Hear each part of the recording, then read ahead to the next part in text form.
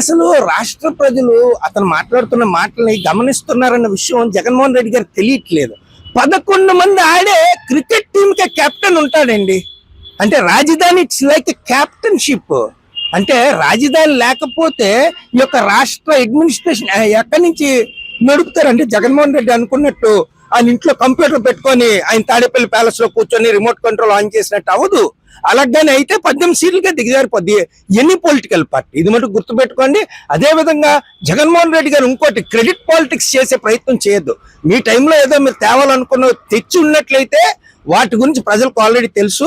Mittal steels మొన్నటికి మొన్న లోకేష్ గారు ఇక్కడ మరి నక్కపల్లి దగ్గర పాయకరావుపేట దగ్గర తెస్తే అది అసలు రాదే రాదు, చెవులో పువ్వు పెడతాడు లోకేష్ అని చెప్పి ఈయన జగన్మోహన్ రెడ్డి గారు అవాకు చవాకులు పేలి ఒక్కసారిగా దాని శంకుస్థాపన లోకేష్ గారు వచ్చి మెటల్ స్టీల్స్ శంకుస్థాపన చేసి 60,000 ఉద్యోగాలు వస్తాయని చెప్పి ప్రకటిస్తే అక్కస్తో జగన్మోహన్ రెడ్డి అంటాడు భోగాపురం ఎయిర్పోర్ట్ నేనే తెచ్చాను, మెటల్ స్టీల్స్ కూడా నా టైంలోనే వచ్చింది.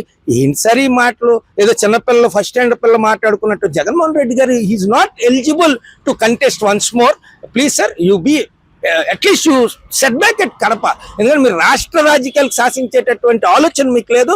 మీరు ఎవరిని అప్రిషియేట్ చేసేటటువంటి మైండ్ సెట్ మీకు జగన్ గారు లేదు.